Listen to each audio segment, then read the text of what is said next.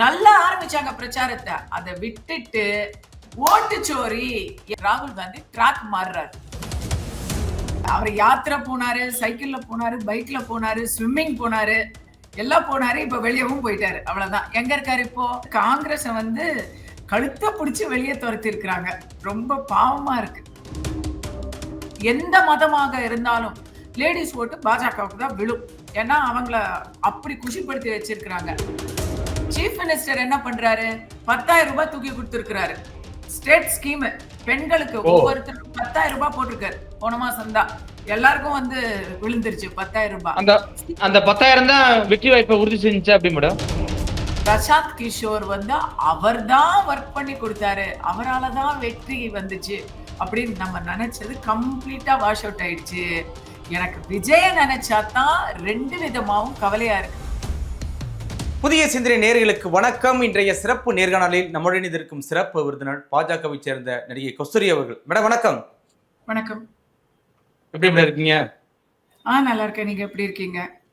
நல்லா இருக்கும் மேடம். இந்தியாவிலேயே காங்கிரஸுக்கு ஒரே ஒரு சந்தோஷம் மகிழ்ச்சியான செய்தினா இங்க பைப்போல இடைத்தேர்தல். இங்க வந்து காங்கிரஸ் அந்த இடைத்தேர்தல்ல ஜெயிச்சிருக்காங்க. அவங்கதான் ஆளும் கட்சி.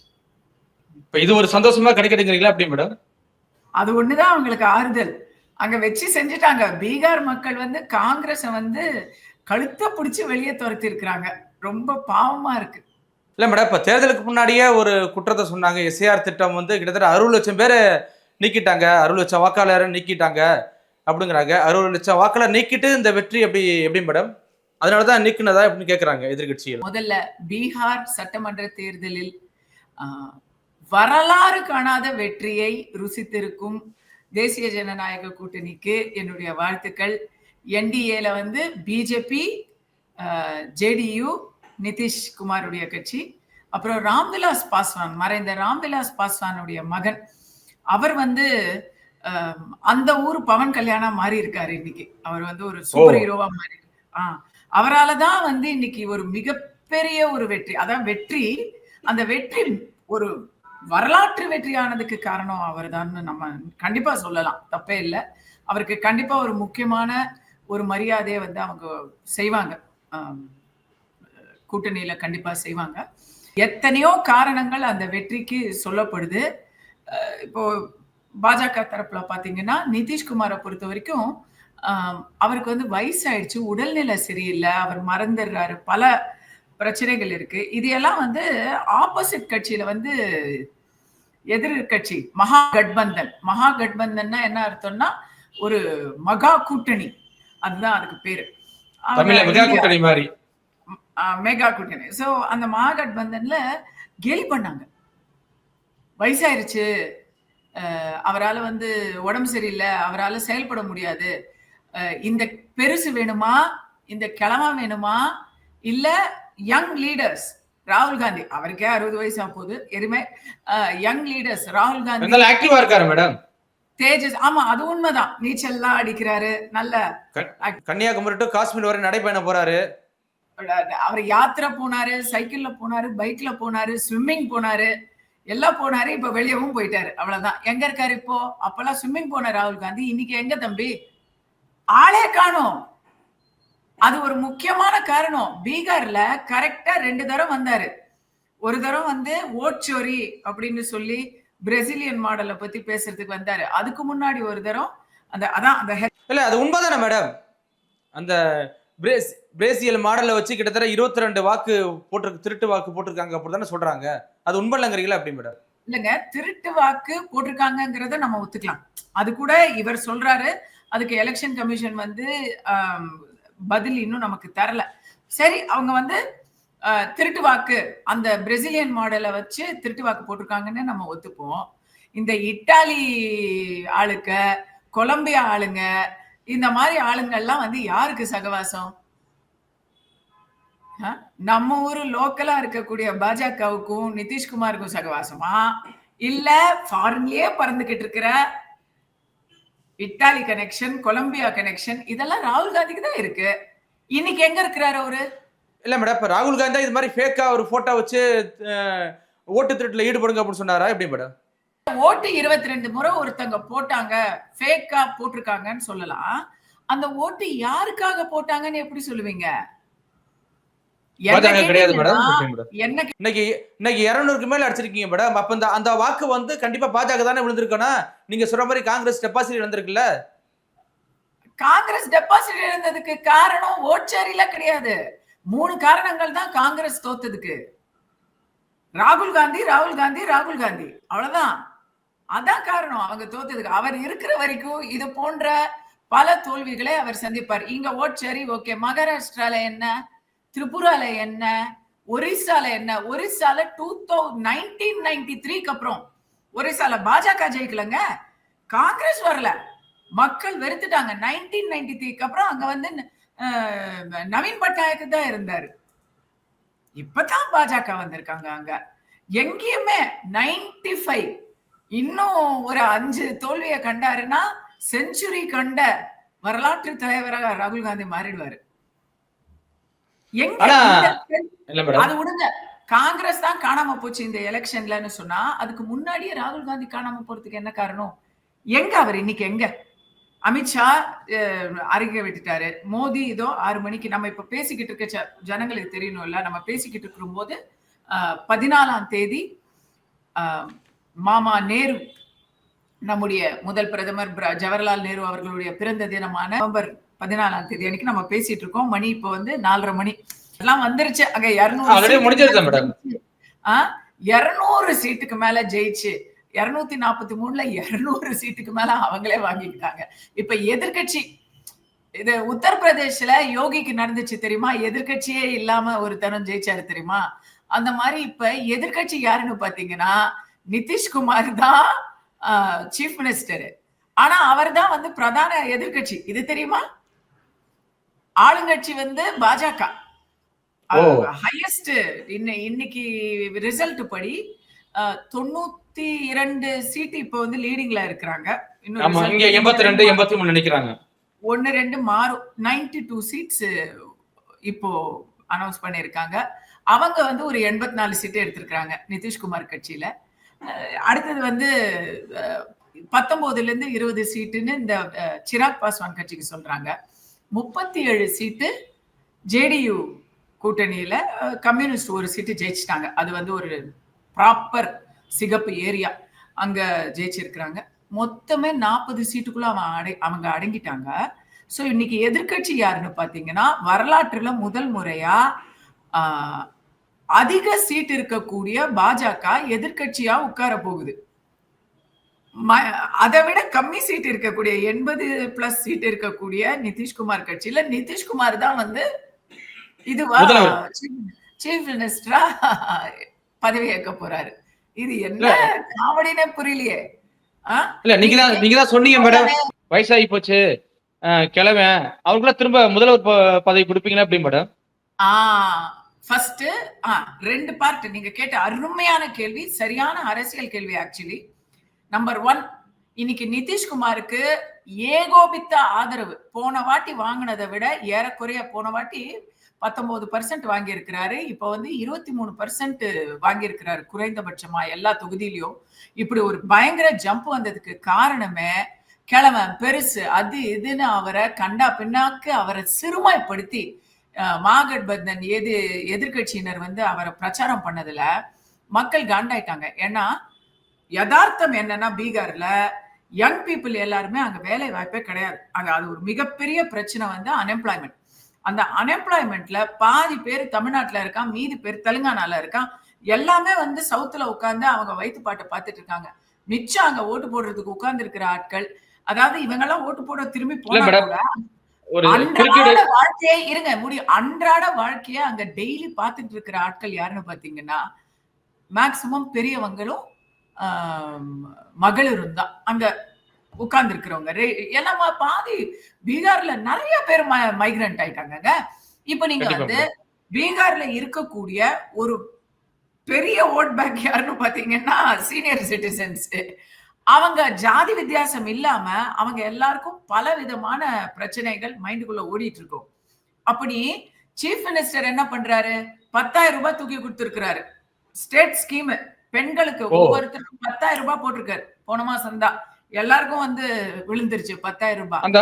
அந்த 10,000 தான் வெற்றி வாய்ப்பை உறுதி செஞ்சு அப்படி மேடம் எப்படி அது எடுத்துக்கலாம்? மட்டும் கண்டிப்பா அது இல்லாம இல்லங்க. அந்த 10,000 ரூபாய் பார்த்து, ஏன்னா இன்னைக்கு வந்து 63% வந்து 65% ஓட்டு போட வந்திருக்காங்கன்னா, இது வரைக்கும் பீகார்ல அந்த அளவு ஓட்டு போட்டது இல்ல. லேடிஸ் வரமாட்டாங்க.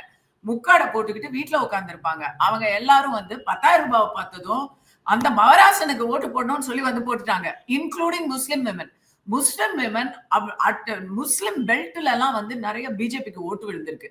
அதுக்கு காரணம் கண்டிப்பா லேடிஸா தான் இருக்க முடியும். அந்த ட்ரிபிள் தலாக் அது இது அதுல வந்து மோடி மேல ஒரு மரியாதை வந்ததுல தான் இருக்க முடியும். வேற எந்த காரணமாவும் இருக்க வாய்ப்பில்லை. இன்னும் ஒரு காரணம் என்னன்னா, காங்கிரஸ் தேஜஸ்வியை விட முஸ்லிம் ஏரியாவில எல்லாம் எங்க தெலுங்கானா பார்ட்டி எம்ஐஎம் அப்படின்னு ஒரு பார்ட்டி இருக்குங்க. ஒவைசி அசாதுதீன் ஒவைசி பார்ட்டி. ஒவைசி தாய் எல்லா இடத்துலயும் நிறுத்தினார். முஸ்லிம் பெல்ட்ல அவர் வந்து நிறுத்தினாரு. அவரு இந்த மாகுட்டணியில காங்கிரஸ் கிட்ட போய், இங்க தெலுங்கானால பைபோல் நடக்குது இல்ல தம்பி, இந்த பைபோல்ல இங்க காங்கிரஸுக்கு எம்ஐஎம் கூட்டணி, எம்ஐஎம் ஆதரவு. போன தேர்தல்ல பிஆர்எஸ் டிஆர்எஸ்க்கு ஆதரவு கொடுத்தவங்க, சந்திரசேகர் ராவ் அவர்களுக்கு ஆதரவு கொடுத்தவரு. இந்த வாட்டி இடைத்தேர்தலுக்கு கூட்டணி கட்சியா அவர் இருந்தவர், பல வருடங்கள் டிஆர்எஸ் கூட்டணியா இருந்தவர், இப்ப காங்கிரஸ் பக்கம் வந்துட்டாரு. அவர் காங்கிரஸ்ல ஜூப்ளி ஹில்ஸ்ல அசாருதீன் தொகுதி, அது அங்க ஜூப்ளி ஹில்ஸ்ல இவருக்கு ஆதரவு கொடுத்ததும் அங்க பெரிய அளவுல ஜெயிச்சிட்டாங்க. இங்க கூட்டணி சேர்ந்து ஆதரவு கொடுத்த ஒவைசி அங்க 7 சீட்டு கேட்டாருங்க. எவ்வளவு கேட்டாரு? 7ல இருந்து 10 சீட்டுக்குள்ளதான் பேரமே பேசினாரு. 10 சீட்டு கேட்டாருன்னாலும் இவங்க ஒரு 6 சீட்டு கொடுத்திருந்தாங்கன்னா அவர் அந்த கூட்டணியில இருந்திருப்பாரு. குடுக்கல, மதிக்கவே இல்லை. அவர் பார்த்தாரு, எல்லா இடத்துலயும் ஆள் நிறுத்திட்டாரு. போச்சு, முஸ்லிம் ஓட்டெல்லாம் அங்க புடுங்கிட்டு போச்சா. ஏன்னா முஸ்லிம் ஓட்டு எப்படின்னாக்கா காங்கிரஸ்க்கு மட்டும்தான் விழும், தலித் ஓட்டு வந்து இதுக்கு விழும், ஆர்ஜேடிக்கு விழும் அப்படிங்கறதெல்லாம் தவிடுபொடி ஆயிடுச்சு. சிராக் பாஸ்வானுக்கு ஒட்டுமொத்தமா தலித் ஓட்டு போயிருச்சு, எம்ஐஎம்க்கு ஒட்டுமொத்தமா முஸ்லிம் ஓட்டு போயிடுச்சு. காங்கிரஸ்க்கு அப்ப யார் ஓட்டு போடுவா? லேடிஸ் ஓட்டு பாஜக, எந்த மதமாக இருந்தாலும் லேடிஸ் ஓட்டு பாஜகவுக்கு தான் விழும். ஏன்னா அவங்கள அப்படி குஷிப்படுத்தி வச்சிருக்காங்க. கண்டிப்பா போடுவாங்கங்க. ஏன் நம்ம கொடுக்கலையா? நம்ம பாருங்க, தமிழ்நாட்டுல வருஷத்துக்கு 12,000 ரூபாய் கொடுக்குறோமேங்க. இப்ப தேஜஸ்வியும் அனௌன்ஸ் பண்ணிருக்காரு 2,500 per month, 2,500 per month அப்படின்னு சொன்னா எவ்வளவு ஆச்சு? 30,000 ரூபாய் வருஷத்துக்கு அனௌன்ஸ் பண்ணாரு. அவரை யாரும் நம்பல. செய்யறத நீங்க சொல்ற மாதிரி பாத்தீங்கன்னா, இப்ப பெருசுன்னு சொல்லி பிரச்சாரம் பண்ணாங்க. இவருக்கு வந்து மூளை கொஞ்சம் கயன்றுச்சு அப்படின்னெல்லாம் பாதிக்கப்பட்டிருக்கு, அப்படியெல்லாம் பிரச்சாரம் பண்ண. அவரும் அப்படிதான் கொஞ்சம் மறந்துக்கிறது ஏதோ பண்ணிட்டு இருந்தாரு. அவர் இங்க போனாரு, அங்க போனாரு, அங்க நேரா எதிர்கட்சியில கொஞ்ச நாள் உட்கார்ந்து என்னெல்லாம் பண்ணாரு. அவரை திட்டம் காட்டியும் அங்க உட்கார்ந்து இருந்த பெருசுங்க அவங்களுக்கு பென்ஷன் ஏத்திருக்காங்க. இந்த கவர்மெண்ட்ல, போன நிதிஷ்குமார் கவர்மெண்ட்ல அவங்களுக்கு பென்ஷனை வந்து 60% இருந்தது, 60 இருந்தது 100% மாத்திருக்கிறாங்க. பெரிய 40% வித்தியாசம். அவங்க எல்லாரும் போய் பெருசுக்கு போடுவாயா அப்படின்னு சொல்லி பெருசு கேங்க ஃபுல்லா நிதிஷ்குமாருக்கே போட்டுருச்சு. இன்னொன்னு, அவர் பிரச்சாரம் பண்ணும்போது, இது என் கடைசி தேர்தல், எனக்கு நீங்க நான் போகும்போது எனக்கு வந்து என்ன நிராகரிச்சிடாதீங்கன்னு சொல்லணும். அவங்க எல்லாருமே என்ன சொல்லிட்டாங்க, அப்படி எப்படிங்க நாங்க விட்டு கொடுத்துருவோம் நிதிஷ்குமார, அவரு பாவம் கடைசி தேர்தலுங்க, போகும்போது மரியாதையோட போகட்டுங்கன்னு சொல்லி போட்டாங்க. விட்டா நீங்களே வழி அனுப்பி வச்சிருக்கீங்க மேடம். இல்ல மேடம், நீங்க சொல்றீங்களே கடைசி தேர்தல் நீங்களே சொல்லிட்டீங்க. அப்ப பாஜக வந்து கடைசி தேர்தல் எனக்கு இதுக்கு மேல நான் வந்து தேர்தல்ல போட்டியிட மாட்டேன்னு அவர் சொன்னாரு. போய் சேர்ந்துருவேன்னு சொல்லல, தேர்தல போட்டிடுவேன் மாட்டேன் அப்படின்னு சொன்னாரு. நீங்க ஏங்க அப்படி கேக்குறீங்க? அப்படி இல்ல இப்ப நீங்க சொல்ற மாதிரி பாத்தீங்கன்னா இவ்வளவு பிரச்சனை இருக்கு. இப்ப 10,000 ஓட்டு கொடுத்திருக்காங்க. அதே மாதிரி பீகாரை பொறுத்தளவு வேலை வாய்ப்பு இல்ல, மக்கள் ரொம்ப கஷ்டப்படுறா. நீங்களே சொன்னீங்க பீகார் மக்கள் பாதி தமிழ்நாட்டுக்கு வந்துறாங்க, ஆந்திராவுக்கு வந்துறாங்க சொல்றீங்க. அப்படி இருக்கும் போது எப்படி இவ்வளவு மெஜாரிட்டியா பாஜக ஜெயிக்க முடியும்? இப்ப வேலை வாய்ப்பு இல்லைன்னு சொன்னது ஒரு மிகப்பெரிய பிரச்சனை. இந்த பிரச்சனைய பேசினது யாருன்னு பாத்தீங்கன்னா எதிர்கட்சி. ஃபர்ஸ்ட் இதை நல்லா ஸ்ட்ராங்கா ஆரம்பிச்சாங்க. வேலை வாய்ப்பையும் சட்டம் ஒழுங்கு. அங்க வந்து ஜஸ்ட் ஜூன் மாசமே வந்து ஒரு பட்ட பகல்ல பாட்னாவுல ஒரு கொலை நடந்துச்சு. அது ஒரு பெரிய கான்ட்ரோவர்சி ஆச்சு. ஒரு தொழிலதிபர் கெம்கா, கோபால் கெம்கான்னு ஒரு தொழிலதிபர், அது ஒரு பெரிய கான்ட்ரோவர்சி ஆச்சு. அதையும் வேலை வாய்ப்பையும் எடுத்து பேசியிருந்தாலே ஒரு பெரிய அளவுல ஆர்ஜேடிக்கு நல்லா வந்திருக்கும். ஒரு இளைஞர்கள் அவங்க பக்கம் வந்திருப்பாங்க. இவங்க வந்து என்ன பண்ணாங்க, முஸ்லிம் யாதவ் எம்ஐ ஃபார்முலானா என்னன்னா முஸ்லிம் யாதவ் ஃபார்முலா அப்படிங்கறதுலயே கான்சென்ட்ரேட் பண்ணிட்டாங்க. அங்க இளைஞர்கள் அடுத்த தலைமுறை வந்து இந்த ஜாதியை தாண்டி அவங்க வந்து வேலை வாய்ப்பு, சட்டம் ஒழுங்கு, ரோடு, எலக்ட்ரிசிட்டி, இப்படி இன்ஃப்ராஸ்ட்ரக்சர் இப்படி யோசிக்க ஆரம்பிச்சிட்டாங்க. படிப்பு, எல்லாருக்குமான கல்வி, அப்படி அவங்களுக்கு யூத்த வந்து இவங்க ராகுல் காந்தி இருக்கிறாரு, தேஜஸ்வி இருக்கிறாரு, இன்னொரு கட்சி என்ன அவங்க கூட்டு சேர்ந்த கட்சி இவங்கதான், ராகுல் காந்தி இருக்கிறாரு, தேஜஸ்வி இருக்கிறாரு, நாங்கெல்லாம் இளைஞர்களுக்கு ஓட்டு போடுங்கன்னு சொன்னா அவன் போடுவானா? அவனுக்கு ஏதாவது ஒரு இளைஞனுக்கு அவனுக்கு நீ வீட்டுக்கு வந்துடலாம்ப்பா, எங்கேயோ கஷ்டப்பட்டுக்கின்னு இருக்க, உனக்கு நான் வேலை வாய்ப்பு உண்டு பண்ணி தரேன்னு சொல்லியிருந்தா தாராளமா வந்திருப்பாங்க, போட்டிருப்பாங்க. அதை விட்டுட்டு அது நல்லா ஆரம்பிச்சாங்க பிரச்சாரத்தை. அதை விட்டுட்டு ஓட்டுச்சோரி, எஸ்ஐஆர் அப்படின்னு ஷிஃப்ட் ஆறாரு. ராகுல் காந்தி ட்ராக் மாறுறாரு. நான் எழுதி சொல்றேன், இந்த ஓட்டுச்சோரி பிரேசிலியன் மாடலு, எலெக்ஷன் கமிஷனர் வந்து கூட்டு சேர்ந்துட்டாரு, இதெல்லாம் வந்து மக்கள் நிராகரிச்சுட்டாங்க. உண்மையாதான் இன்னைக்கு வந்து பிரசாந்த் கிஷோர் மட்டும்தான் அங்க வேலை வாய்ப்பை பத்தி, சட்டம் ஒழுங்கை பத்தி பேசிக்கிட்டு இருந்தாரு. அவர் பேசினா அங்க டிராக்ஷனே கிடையாது. அவர் எப்படின்னா அவர் வாஷ் அவுட் ஆயிட்டாரா மேடம்? 3% வாங்கியிருக்காரு, டோட்டல் வாஷ் அவுட். எனக்கு அத பிரசாந்த் கிஷோர் நினைச்சா ரொம்ப தமிழ்நாட்டுல திமுக உள்பட, அதிமுக உள்பட, விஜய் உள்பட தேர்தல் வியூக வகுப்பாளர் பிரசாந்த் கிஷோர் வரணும்னு சொன்னாரு. இன்னைக்கு அவரே பாச்சா படிக்கலையே மேடம்? இல்லங்க, அதுதான் இப்ப அவரோட சாயம் வெளுத்துருச்சு. அவருக்கு பெரிய நஷ்டம்.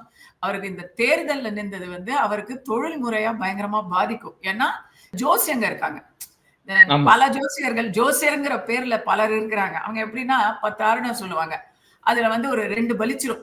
பலிச்சதை எடுத்துக்கிட்டு பயங்கரமா பிஆர் பண்ணிக்கிட்டு இருப்பாங்க. 8 பேர் பலிக்காதது யாரும் நினைவுல வைக்க மாட்டாங்க. பலிச்சதை நினைச்சு அவங்களுக்கு வந்து பயங்கர மோசு கூடும். அது போல மம்தா பானர்ஜி ஜெயிக்கிற நிலைமையில இருக்கும்போது அவங்களுக்கு போய் பண்ணது ஒர்க். ஜெயிக்கிற குதிரையில பந்தயம் கட்டி ஜெயிக்கிற மாதிரி. திமுக எப்படியுமே ஜெயிச்சிருக்கோம். அந்த டைம் இவர்களுக்கு அவரு ஒர்க் பண்ணி கொடுத்தாரு. அவங்க எப்படியுமே ஜெயிச்சிருப்பாங்க. யாருமே ஒர்க்கே பண்ணலனாலும் ஜெயிச்சிருப்பாங்க. அந்த அளவுக்கு அந்த டைம் வந்து ஏடிஎம்கே உட்பூசல் அதிகமா இருக்கு. இப்படி பல இடங்கள்ல வந்து பிரசாந்த் கிஷோர் வந்து அவர் தான் ஒர்க் பண்ணி கொடுத்தாரு, அவரால தான் வெற்றி வந்துச்சு அப்படின்னு நம்ம நினைச்சது கம்ப்ளீட்டா வாஷ் அவுட் ஆயிடுச்சு. எனக்கு விஜய நினைச்சாதான் 2 விதமாவும் கவலையா இருக்கு. இப்ப விஜய் வந்து பிரசாந்த் கிஷோரை நம்பி எவ்வளவோ எத்தனையோ 250 கோடி 300 கோடின்னு பேசிக்கிட்டாங்க. இப்ப எந்த கோடியில உட்கார வைக்க போறாரு? அவரே கோடியில உட்கார்ந்து இருக்கிறாரு. விஜய்க்கு வந்து இது ஒரு அடிமேல் அடி. அவர் கரூர் சம்பவத்திலே பாத்தீங்கன்னா பீகார் பண்ணிட்டு இவர் வந்து எதுவுமே ஒரு இதுவே ஆலோசனையே கொடுக்கவே இல்லை. பிரசாந்த் கிஷோர் வந்து காணோம். கரூர் சம்பவத்துக்கு அப்புறம் 40 நாள் கழிச்சு விஜய் வெளியே வர்ற வரைக்கும் யாரு பிரசாந்த் கிஷோர் இந்த நிமிஷம் வரைக்கும் அதை பத்தி அவர் கவலையப்படலையே. கண்டிப்பா. சோ அங்கே காலி. 2வது இவர் அட்வைஸ் கொடுத்து ஏற்கனவே அங்க தாவைக்கால தப்பு மேல தப்பு பண்ணிக்கிட்டு இருக்கிறாங்க. இப்ப இவர் வேற அட்வைஸ் கொடுத்து வேற அவங்க தப்பு பண்ணணுமா? காசு கொடுத்து சொந்த காசுல சூனியம் வச்சுக்கணுமா? அப்படிங்கிற நிலைமைக்கு இன்னைக்கு வந்து அவங்க பண்ணிருக்காங்க. இல்லப்பா, தாவேக்கா உஷாரா இருக்கும்ல மேடம். நல்ல வேலைடா, உன்னை நம்பி ஒரு 300 கோடி நான் பந்தயம் கட்டுறதுக்கு அந்த 300 கோடி நானே செலவு பண்ணிட்டு போயிடுறேன். கண்டிப்பா. தோத்தாலும் ஜெயிச்சாலும் தப்பு பண்ணா நாங்களே பண்ணிக்கிறோம்ப்பா, தோத்தாலும் ஜெயிச்சாலும் நாங்களே தோத்துக்கிறோம், உனக்கு காசை கொடுத்துட்டு எதுக்கு தோக்குறதுன்னு கண்டிப்பா நினைச்சிருப்பாங்க. ஒண்ணு. பட் இதை விட முக்கியமா நிறைய கிசு நான் கேள்விப்பட்டேன் தமிழ்நாட்டுல. காங்கிரஸ் விஜய் கூட்டணி வரப்போகுது அப்படின்னு எல்லாம் சில யூகங்கள் எல்லாம் நான் கேள்விப்பட்டேன். ஏன்னா இவர் வந்து சிஎம் கேண்டிடேட் நான் தான் அப்படின்னு சொல்லிட்டாரு. அப்ப ஏடிஎம்கே வர வாய்ப்பே இல்லை, ஏடிஎம்கே கூட்டணி வரும்னு முதல்ல பரவலா பேசினாங்க. அது வாய்ப்பு இல்லை, அதை தெளிவுபடுத்திட்டாரு. காங்கிரஸ் வந்து திமுகவை விட்டுட்டு இந்த பக்கம் வருவாங்க. இன்னும் சில உபரி கட்சிகள்லாம் வந்து விஜயோட சேர்ந்துக்குவாங்க அப்படின்லாம் நம்ம நினைச்சோம் இல்ல.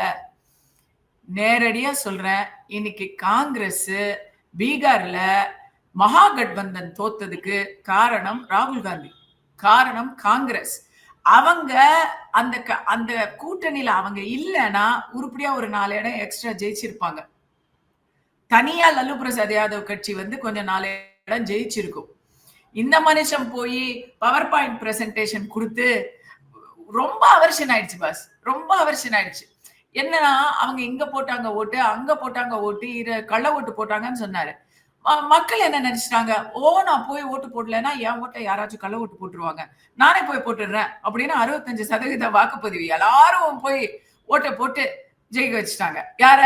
நிதிஷ்குமாரையும் மோடி அவர்களையும் ஜெயிக்க வச்சுட்டாங்க. ஒண்ணு.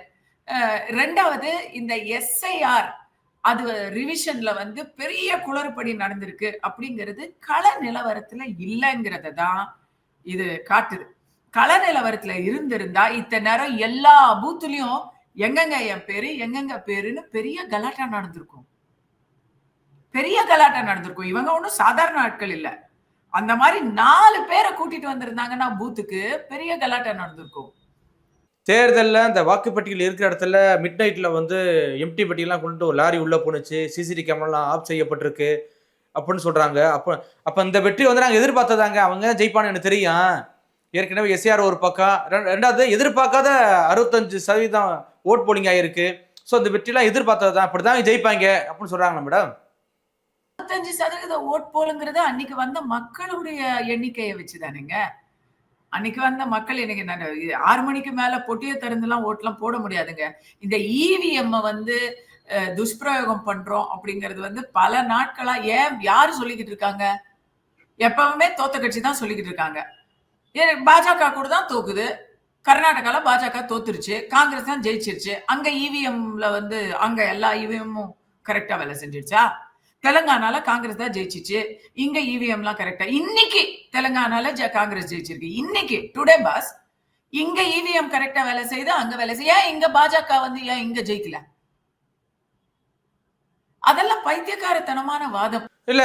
இது மாதிரி குறிப்பா தமிழ்நாட்டுல நீங்க சொல்ற மாதிரி இன்னைக்கு தமிழ்நாட்டை பொறுத்த வரைக்கும் விஜய்கோட சேர்ந்து கூட்டணி வைக்கவே மாட்டாங்க.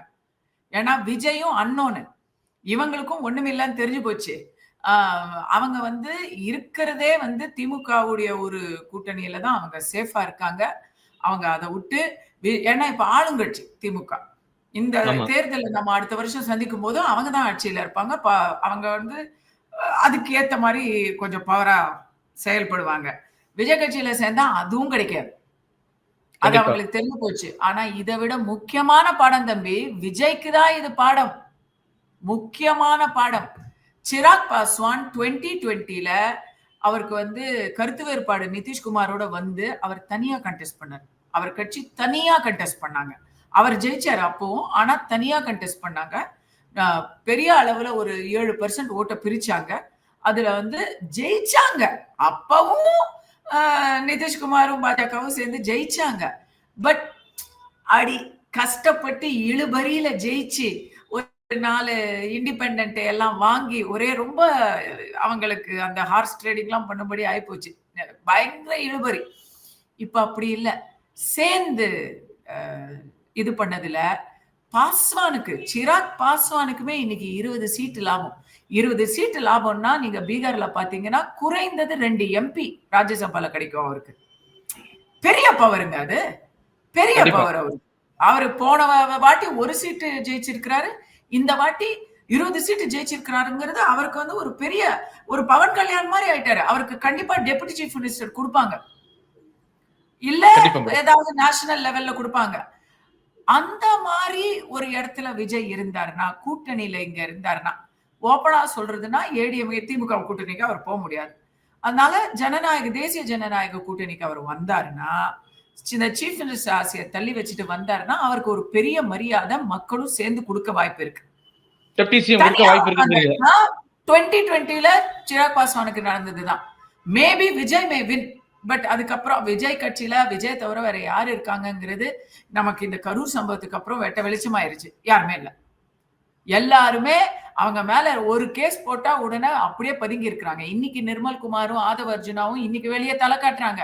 அவங்க மேல கேஸ் இருந்த வரைக்கும் வெளியவே வரல. சுத்தமா 40 நாள். அந்த தாவேக்கா ஆதவ அர்ஜுனா பத்தி அடுத்த டாபிக்ல பேசலாம் மேடம். இப்ப இந்த பீகாரை பொறுத்தளவு இப்ப நிதிஷ்குமாரை நம்ப முடியாத மேடம். முன்ன தேர்தலோட கடந்த தேர்தலோட இந்த முறை கொஞ்சம் அதிகமா கிட்டத்தட்ட பிஜேபி கூட நெருங்கி வந்துட்டாரு.